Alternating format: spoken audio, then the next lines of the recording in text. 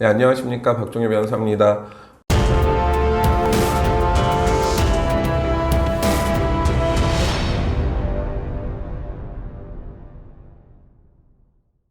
우리가 부정행위를 하게 되면 뭐 상간녀, 상간남이라고 부르면서 위자료 책임을 지게 되는데, 내가 만약에 바람을 폈어요, 유부녀랑. 근데 유부녀가 어떤 이혼소송 도중에 있었거나 아니면 협의이혼을 하려고 하거나 아니면 협의이혼 신청해서 뭐 숙려기간 중에 있었다거나, 자, 이런 케이스들이 굉장히 많습니다. 그리고 실제 뭐 상간녀, 상간남 소송 들어가게 되면 뭐 거기는 혼인관계 이미 파탄돼 있었어요, 내지는 이혼소송 도중이었어요, 협의이혼 하려고 했어요, 이런 주장들을 많이 하게 돼요. 피고 입장에서는 부부가 이혼을 하고 있는 도중, 그러니까 뭐 이혼 소송이 됐든 협의이혼이 됐든 이 기간에 부정행위 한 경우에 손해배상 책임이 인정될까요, 안 될까요? 여기에 대한 정답은 사실 조금 애매하긴 하지만 손해배상 책임이 인정이 됩니다. 제가 예전 영상에서도 한번 언급했을 텐데, 혼인관계가 완전히 파탄된 이후에 부정행위를 한 경우에는 손해배상 책임이 없다, 뭐 이런 판결이 있어서 이 판결을 굉장히 많이 원용해요. 단순히 뭐 이혼이라는 얘기를 오고 가고 있을 때의 판결이 아니란 말이에요. 실제 뭐 사실관계 보면 한 8년 정도 별거해서 완전히 따로따로 살고 있는 와중에 이혼은 하진 않았지만 내가 다른 사람을 만나고 있어요, 이런 경우에까지 이 손해배상 책임지는 거는 사실 매우 부당하기 때문에 이 8년이라는 별거 기간이 있어서 이 손해배상 책임이 인정되지 않는 거지, 단순하게 이혼이라는 얘기를 한다, 협의이혼 신청하신 분들 중에서도 숙려기간 지나고 나서 협의이혼 의사 확인하러 가는 날 법원에 출석하지 않으시는 분들도 계신단 말이에요. 이런 경우에까지 아까 말씀드린 대법원 판결이 그대로 적용되냐? 절대 그렇지 않다는 거예요. 당연히 손해배상 책임 인정됩니다. 그리고 이 시간만 길어지고 피고 입장에서는 뭐 지연이자도 생기고요. 그 다음에 이렇게 항변하다 보니까 원고 입장에서는 어떻게 될까요? 더 화가 나게 되겠죠. 그래서 뭐 찾아가서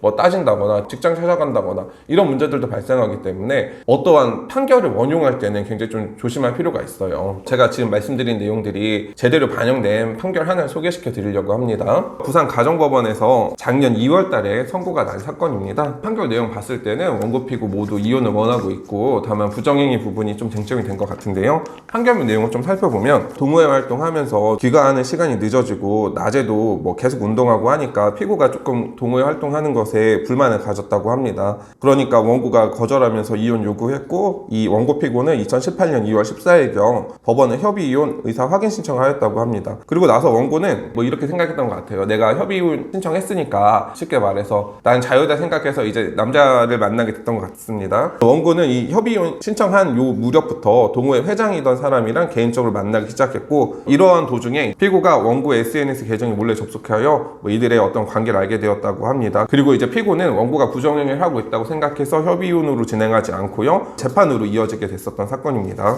이때 결론적으로 이 피고 남편은 원고와 그다음 원고가 만나고 있던 남자 상대로 손해배상 청구를 반수로서 이렇게 하게 되었는데요. 판결 내용 한번 읽어보겠습니다. 자, 일반적으로 부부간 갈등 과정에서 별거 기간 또는 협의 이혼 숙려 기간은 혼인관계 유지 등에 관한 진지한 고민의 시간이자 혼인관계 회복을 위한 노력의 시간이기도 하므로 특별한 사정이 없는 한 협의 이혼 숙려 기간 중 다른 이성과 교제하는 것 역시 혼인관계의 유지를 방해하고 상대방의 신뢰를 훼손하는 부정행위에 해당한다. 숙려기간을 두는 의미가 무엇이에요? 이혼을 무조건 해라 이런 거보다는 좀 진지하게 한번 이게 이혼을 하는 게 맞는지 아니면은 아닌지를 고민해 보도록 숙려기간을 두고 있습니다. 미성년의 아이가 있으면은 3개월, 없을 때는 1개월 두고 있죠. 그래서 이 기간에는 혼인관계가 완전히 파탄났다라고 보기 어려워요. 그렇기 때문에 이 부산가정법원 판결에서도 이 사건 원고는 피고에게 위자료로 1,000만 원을 배상하도록 하라는 판결을 받게 된 것입니다. 물론 이 판결은 협의이혼 숙려기간 도중에 있었던 부정행위에 관한 내용이기 때문에 이 판결을 이혼소송에까지 무조건 적용하기는 좀 어려울 것 같습니다. 다만 협의이혼이든 재판상 이혼이든 이 이혼을 신청한 시점에는 혼인관계가 완전히 파탄되었다라고 보기 어렵기 때문에 이 기간에 어떤 다른 이성과 교제하는 것은 부정행위에 해당할 수 있다는 점을 좀 기억해 두셨으면 좋을 것 같습니다. 이 사건과 좀 비슷한 상황에 놓여 계신 분들은 내가 무조건 부정행위 책임이 없다라고 생각하지 마시고 미리 좀 상담 받으셔서 대비하실 필요도 있어 보입니다. 감사합니다.